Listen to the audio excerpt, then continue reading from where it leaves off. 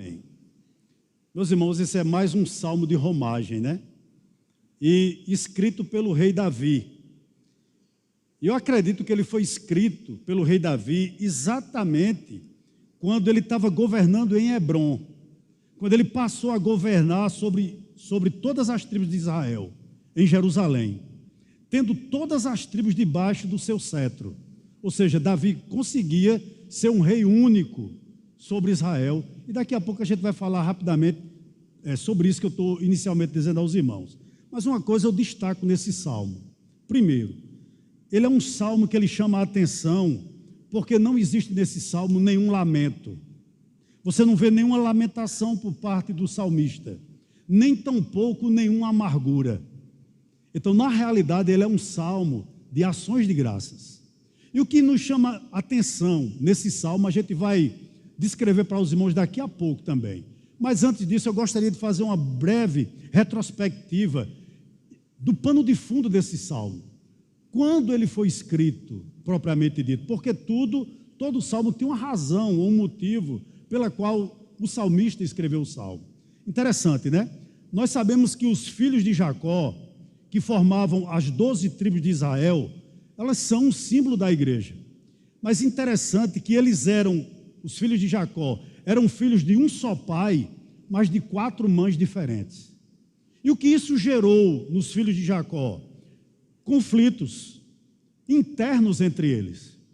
É bom notar o seguinte, que mesmo depois que eles conquistaram a terra prometida, essas tensões não cessaram.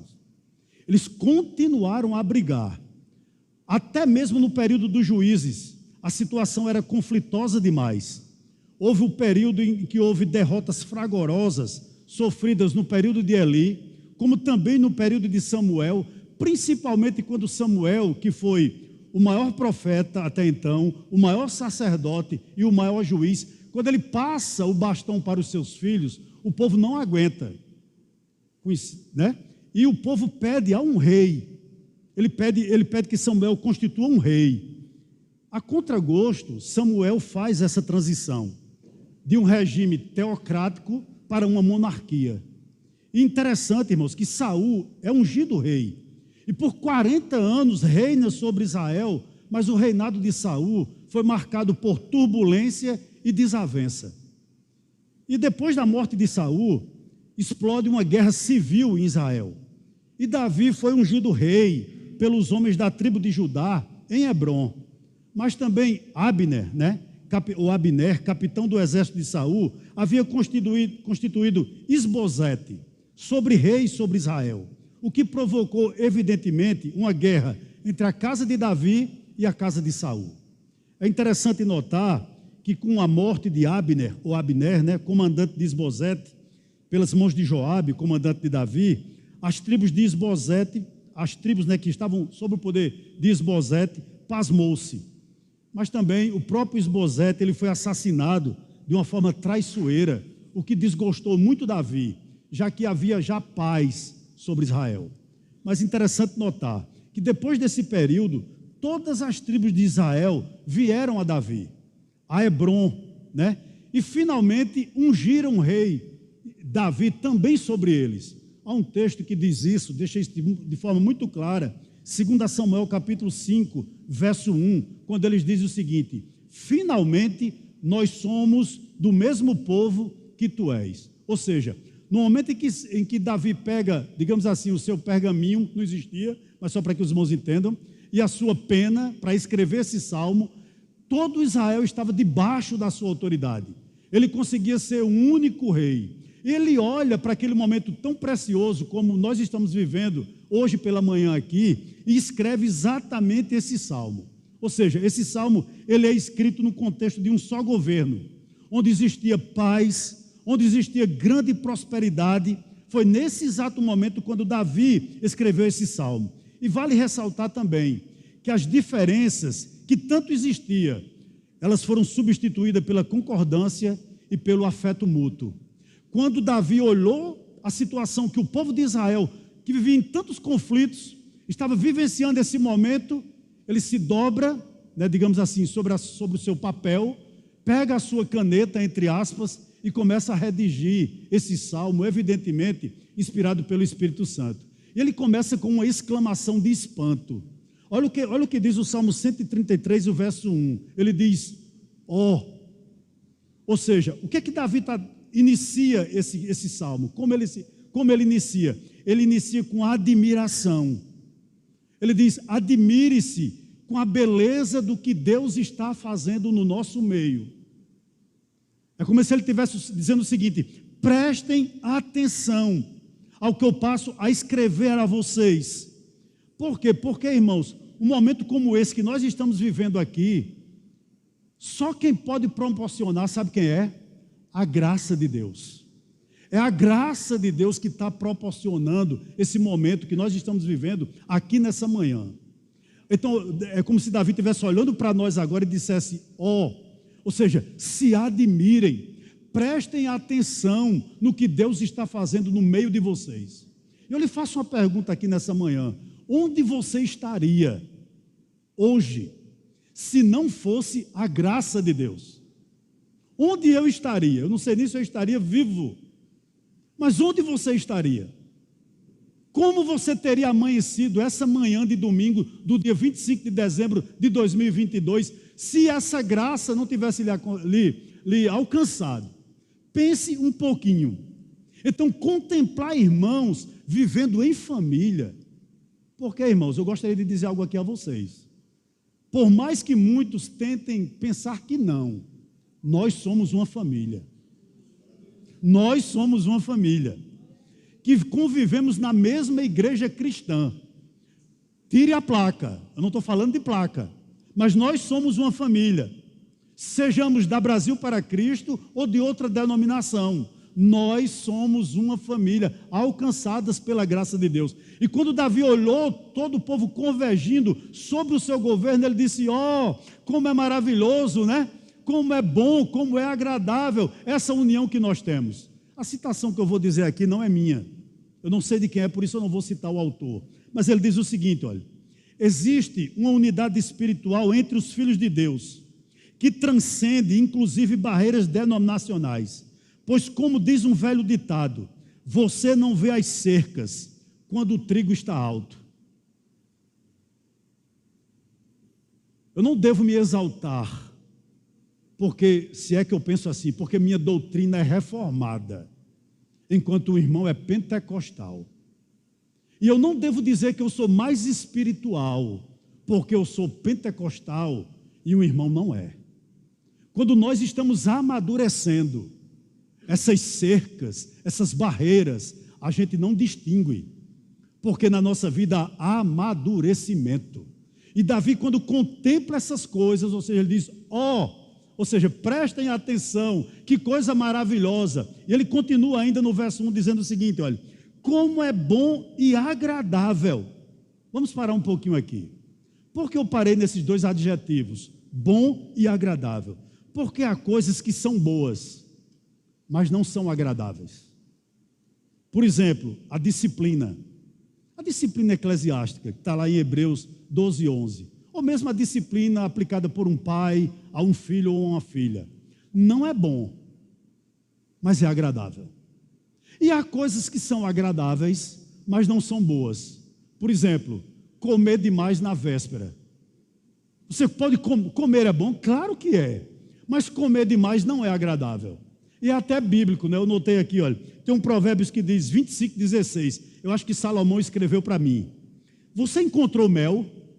Você encontrou brigadeiro, você encontrou pudim, você encontrou delícia de abacaxi, você encontrou chocolate. Aí ele continua, olha, coma apenas o suficiente para que você não fique enjoado e venha vomitá-lo. Há coisas que são agradáveis, mas não são boas. Mas interessante aqui, que Davi diz, quando os irmãos conseguem viver em comunhão, quando os irmãos conseguem viver em união, isso não é só bom, isso também é o quê? É agradável. Veja bem, Jesus disse em Mateus 12, 25, que uma casa dividida, ela não prevalece. Outra coisa interessante que eu chamo a atenção de você, quando o apóstolo Paulo escreve lá em 1 Coríntios, capítulo 3, do verso 1 ao verso 3, ele ensinou o seguinte, que a desunião entre os crentes era um sinal de imaturidade e carnalidade. Talvez, irmãos, haja aqui no nosso meio pessoas que não se dão bem uma com a outra. É falta de vida com Deus. Isso é carnalidade. Porque Deus nos chamou para vivermos unidos, em comunhão. Outra coisa interessante aqui, né, que a Bíblia diz lá em Atos 2,47, não precisa abrir. Ela diz uma coisa, fica clara naquele versículo. A Escritura diz que quando os crentes são unidos, a igreja passa a contar com a simpatia dos de fora. Então Davi escreve: ó, como é bom e como é agradável viverem unidos os irmãos. É interessante que nem sempre isso é possível. Mesmo em família, né? Isso muitas vezes não é possível. Mesmo entre irmãos de sangue. Quer exemplo bíblico para isso? Não nos falta, né? Caim matou Abel. Esaú e Jacó viviam em guerra. Os irmãos de José, que o odiavam. O próprio Arão, Midian, que tiveram inveja de Moisés. Então isso muitas vezes na própria casa isso não é muito possível. É interessante que Charles Spurgeon, né? Segundo o pastor James, não é Spurgeon, porque meu inglês é do Canadá, é Spurgeon, né? Então, segundo Charles Spurgeon, queiram vocês, tá certo? Ele diz o seguinte: é vergonhoso que irmãos habitem junto em desunião. Sejam no lar, sejam na congregação em que fazem parte. Isso é vergonhoso. Interessante, né? É bem verdade que Abraão e Ló, eles não eram irmãos de sangue, mas eram família, né? Ló era sobrinho de Abraão, mas eram irmãos pela fé. E eles não conseguiram viver juntos. Eles tomaram uma decisão sábia. Vamos viver afastados, mas em paz. Muitas vezes é bem melhor a gente viver um pouco afastado, mas em paz, do que tentar viver junto sem união, do que congregar num canto que a gente não consegue adorar a Deus, não consegue participar de Santa Ceia. Então era melhor que a gente resolvesse o problema, não é verdade? E fosse para outro lugar para ter paz no nosso coração. Isso é uma verdade.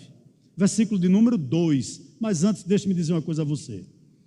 Um comentarista diz o seguinte, olha: quando os irmãos de sangue, como os irmãos na fé, vivem unidos, essa alegria alegra o Pai. Essa união, ela alegra o Pai. E mais é um testemunho poderoso do poder do Evangelho. Quando nós conseguimos nos unir, isso é bom para nós, isso é bom para os irmãos, isso é bom para os novos convertidos, isso é bom para o mundo. Vou usar esse termo, né? É um tapa na cara no mundo. Você conviver, irmãos, de forma unida, com alguém que pensa de maneira diferente que você, alguém que tem um gênero diferente que o seu, tem uma formação acadêmica mais avançada ou menos do que a sua. Isso é desafiador, e mesmo assim nós pensarmos no que diz respeito a Cristo, ao Evangelho, da mesma maneira, e nós temos a convicção de que o Evangelho nos coloca no mesmo patamar. Diante de Deus, não existe nenhum de nós aqui mais justificado do que o outro, independente da nossa conta bancária, independente do seu grau acadêmico, da sua raça. Diante de Deus nós somos tão justificados quanto Paulo. Aí ele diz: como é bom e como é agradável que vocês vivam unidos. Amém, meus irmãos? Louvado seja Deus. Por quê? Porque isso é uma coisa difícil para um filho de Adão. Para um filho de Adão, né? Viver unido, quando as pessoas discordam de você, e mesmo assim você seguir mais uma milha, e adiante. E foi para isso que Deus nos chamou.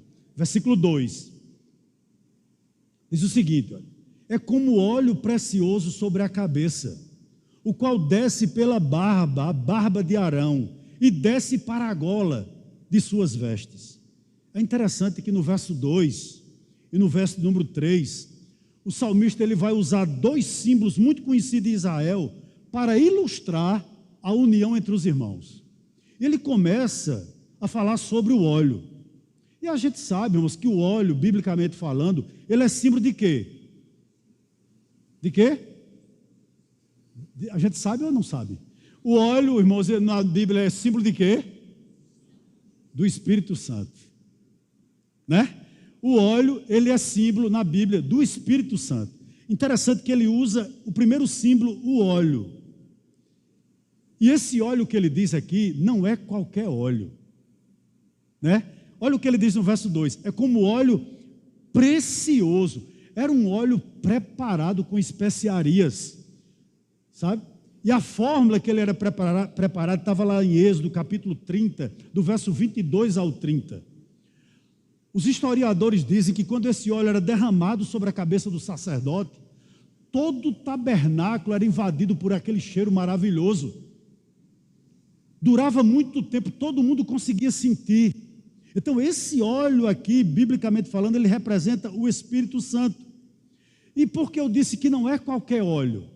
Porque também não é qualquer espírito que pode nos unir. Interessante, só um parênteses aqui, irmãos. Que esses dias, né? Eu estava olhando alguns vídeos de reuniões em centros espíritas. E pessoas recebendo alguns demônios que eles colocam o nome deles, né? Fulano, Beltrano, Cicrano. E como é horrível quando aquela pessoa está recebendo aquela entidade, né? Um recebendo, aí o outro vai recebendo, e eles caem no chão e fazem assim caretas. Fica como se não tivessem em si. Interessante que esse espírito ele não consegue unir ninguém. Mas o salmista está dizendo que o Espírito Santo, né? Ele consegue fazer com que eu e você tenhamos lucidez, tenhamos Bíblia na mente e ao mesmo tempo possamos viver unidos uns com os outros. Veja que coisa maravilhosa, porque o Espírito Santo que nós temos, ele produz comunhão, sim, com certeza. Interessante que Arão, né, o sacerdote, ele era representante do povo de Deus. E quando o óleo era derramado sobre a cabeça dele, eu fiquei imaginando essa cena. O óleo era derramado sobre a cabeça dele, e aí ia derramando, né, sobre o seu rosto, evidentemente sobre a sua barba, descia pela gola dos seus vestidos e ia até os pés. Ou seja, o óleo, ele tomava conta de todo o corpo. Assim o Espírito Santo faz conosco. Em que sentido, pastor? Ele não só, irmãos, toma a nossa mente, ele toma as nossas emoções. Existe uma relação entre o crente e o Espírito Santo. E se o Espírito Santo habita nesse crente, quem sempre manda nessa relação não é o crente. Quem sempre vai mandar nessa relação é o Espírito Santo. Por isso eu tenho minhas reservas com o Espírito Santo que manda você fazer idiotices dentro da igreja. Porque ele nos manda a lucidez, né? Ele nos leva à lucidez, melhor dizendo. Me permita um parênteses aqui nessa manhã. Eu não creio, irmãos, e é uma opinião muito particular minha. Eu não creio que o Espírito Santo seja derramado numa comunidade de pessoas que não têm alma. Eu não creio que o Espírito Santo habita em uma comunidade que não sabe perdoar, que não sabe viver em comunhão. Eu não creio numa comunidade que não tenha, irmãos, comunhão com liderança. Eu não creio numa comunidade, irmãos, que não tenha liderança, que não tenha comunhão, principalmente com Deus, nem com seus irmãos, que seleciona com quem ele fala ou não fala. Eu não creio que o Espírito Santo faça isso em nós, não. Ele quebra barreiras, ele quebra orgulho, ele quebra coração. Esse é o Espírito Santo da Bíblia. Uma coisa interessante aqui, onde o Espírito Santo é derramado, assim como o óleo no tempo do Antigo Testamento, ele era usado também como remédio, né? Um dos poucos remédios que se tinha. O que é que eu aprendo aqui? Que onde o Espírito Santo é derramado, existe terapia. O que é que eu estou querendo dizer? Onde o Espírito Santo é derramado, ele produz cura, ele produz alívio. Eu não creio num Espírito Santo que nos oprime. Eu não creio no Espírito Santo que não nos faz viver com alegria. É claro que nós teremos momentos de tristeza. É claro que é óbvio que nós iremos nos entristecer em algum momento da vida. Mas, no geral, o crente tem motivo para se alegrar. Sim ou não? Olha como nós abrimos esse culto aqui nessa manhã, com a palavra do pastor Jorge. né? Nós temos uma pessoa que é o caminho, a verdade e a vida. Nós o conhecemos. Temos motivo para alegrar ou não? Eu gostaria de lhe fazer uma pergunta aqui nessa manhã. 1 Coríntios 11:30. Paulo diz o seguinte, olha: é por isso que há entre vocês muitos fracos e doentes, e não poucos que dormem. Qual a pergunta que eu quero lhe fazer aqui nessa manhã? Por que a igreja de Corinto era uma igreja enferma? Por que a igreja de Corinto era uma igreja doente? A resposta, irmãos, é claro. Porque ela era uma igreja que não conseguia viver unida. Parte daquela igreja era de Pedro, parte daquela igreja era de Paulo, parte daquela igreja era de Paulo, aliás, de Apolo, perdão, parte daquela igreja dizia que era de Cristo. Então ela era uma igreja doente, que conseguia estar doente, por quê? Porque não havia comunhão. E interessante que a Bíblia diz lá em Tiago, capítulo 5, verso 16, o seguinte: onde há comunhão, há cura. Onde há comunhão, há cura. Pessoas são curadas, são saradas. Louvado seja Deus por isso. Versículo 3 é que a gente encerra. Olha o que ele diz. O outro símbolo que ele vai nos dar é como o orvalho de Hermon, que desce sobre os montes de Sião. Ali o Senhor ordena a sua bênção e a vida para sempre. Interessante que o Hermon, eu não sei se você sabe disso, ele é o monte mais alto de Israel. Ele tem 2.814 metros de altitude. O do Brasil é o Pico da Neblina, né?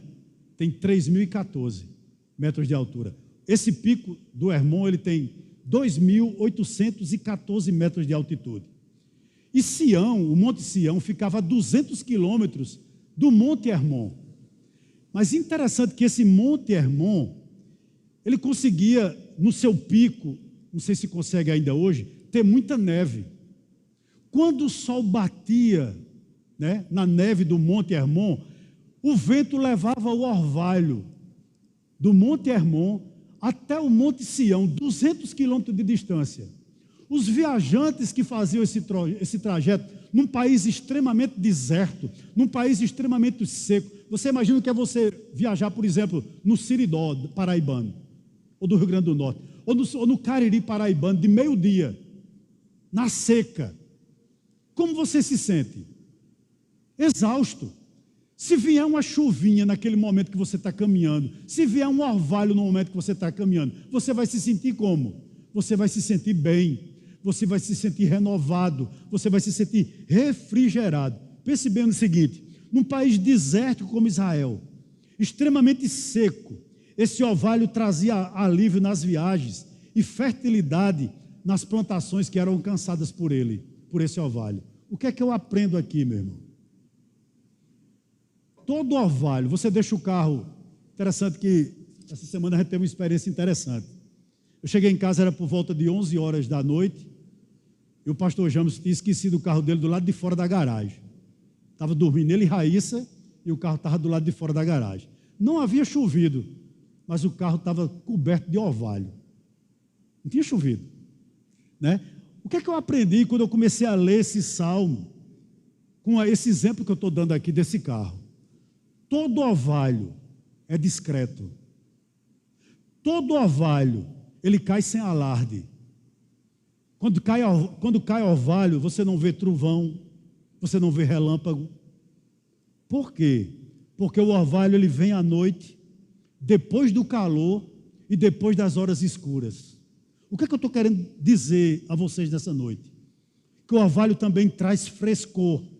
Além dele ser constante e ele ser restaurador. Do mesmo modo é a comunhão.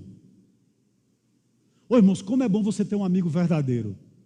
Como é bom você congregar em um lugar onde você se sinta amado, onde você se sinta amada, onde você se sente acolhido, onde você se sente acolhida.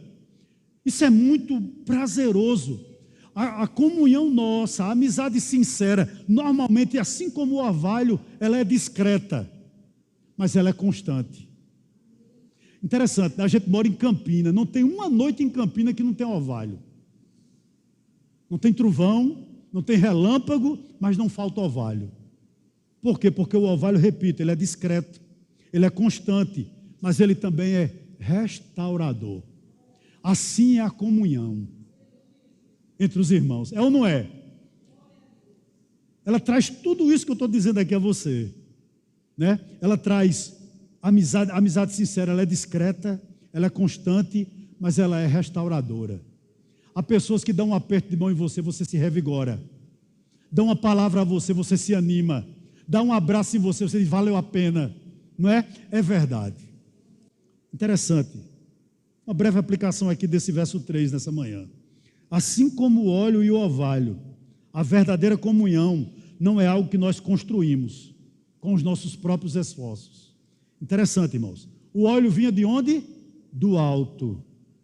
O orvalho vem de onde? Do alto. O que é que eu estou querendo dizer aqui a você? Que comunhão é algo que Deus envia do alto para nós. E é obra do Espírito Santo. Não é? Não é obra minha, irmão, não é obra sua. Na realidade, eu tiro por mim, eu era um arrogante. Eu era um arrogante. Né? Eu não sei quantos de vocês eram assim também. Eu não falava com todo mundo, não. Eu me achava a bala que matou John Lennon. A realidade é essa, eu me achava coisa demais. E o Evangelho me trouxe para o mesmo patamar que eu e você. Hoje eu reconheço que eu sou pó e cinza. E que eu preciso de você, da sua amizade, da sua comunhão. Que seja restauradora na minha vida e na da minha família também. Estou já terminando para você ir almoçar ou tomar café de novo. Diz o verso 3 o seguinte, a parte B, olha o que ele diz. Ali o Senhor ordena a sua bênção e a vida para sempre. Essa palavra ali, ela tem dois significados. Ela pode representar Sião, ou seja, o monte, né, onde o povo de Deus, onde o povo se encontrava com Deus. Era no Monte Sião que o tabernáculo era armado.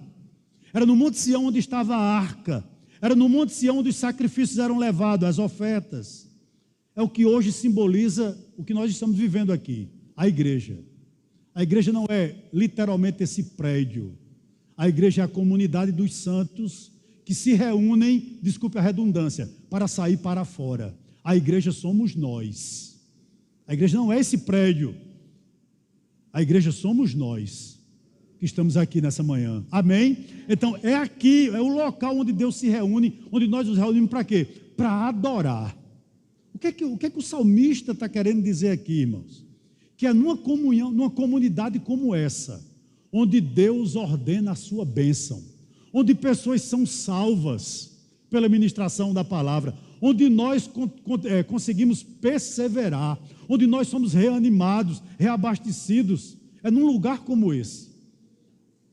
Você não sabe a importância, às vezes eu sei que a gente, irmãos, diante de tanto ativismo, diante de tanta preocupação, a gente esquece de cumprimentar um irmão. Às vezes a gente faz por esquecimento.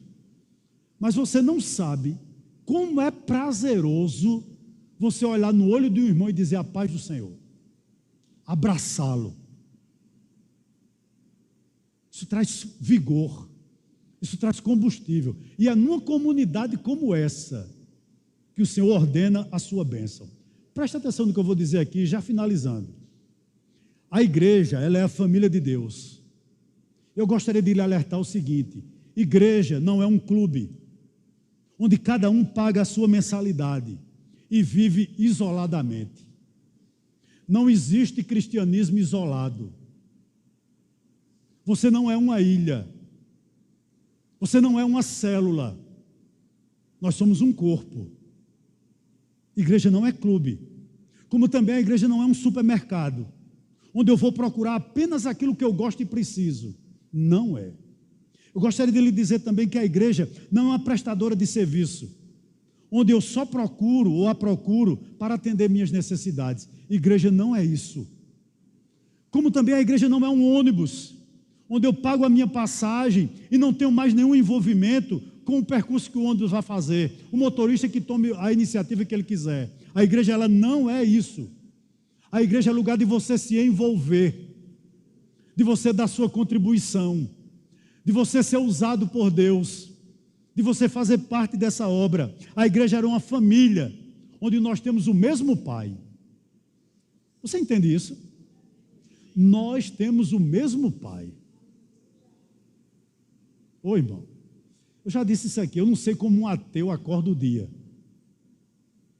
Porque ele vai agradecer a quem?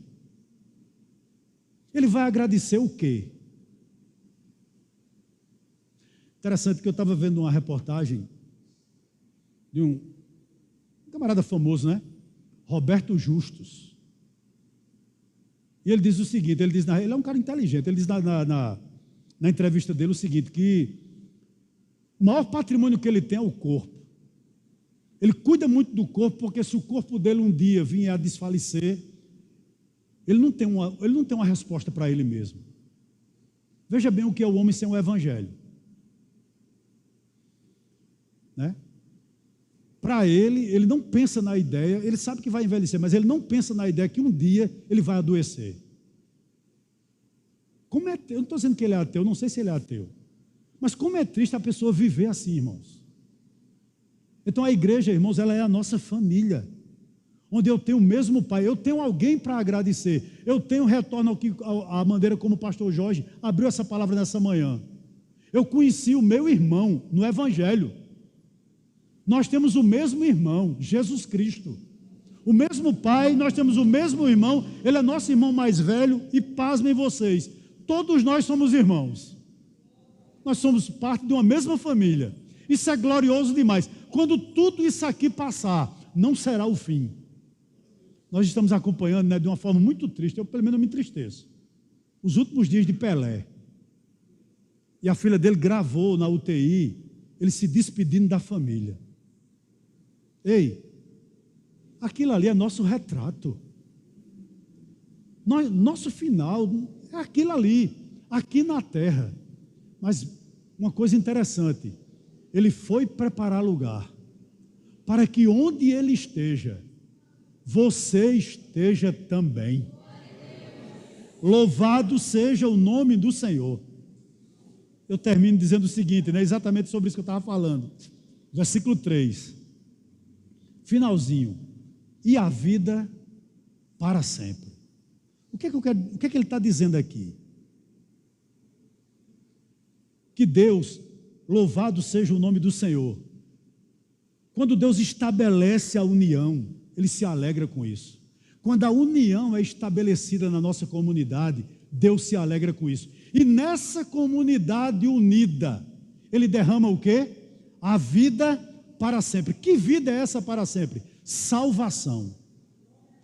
Irmãos, eu creio no seguinte, uma das provas que você é salvo é se você exerce o perdão. Eu não estou dizendo que você é salvo porque se você perdoar, você é salvo. Não. Eu estou dizendo que você, por ser salvo, você é uma pessoa que não tem dificuldade em perdoar. Numa comunidade que vive assim, o Senhor ordena a sua bênção. Aliás, a vida para sempre. O que significa isso? Deus concede vida eterna. Pessoas são convertidas numa comunidade que vive dessa maneira. Louvado seja Deus por isso. Louvado seja Deus por isso. Amém?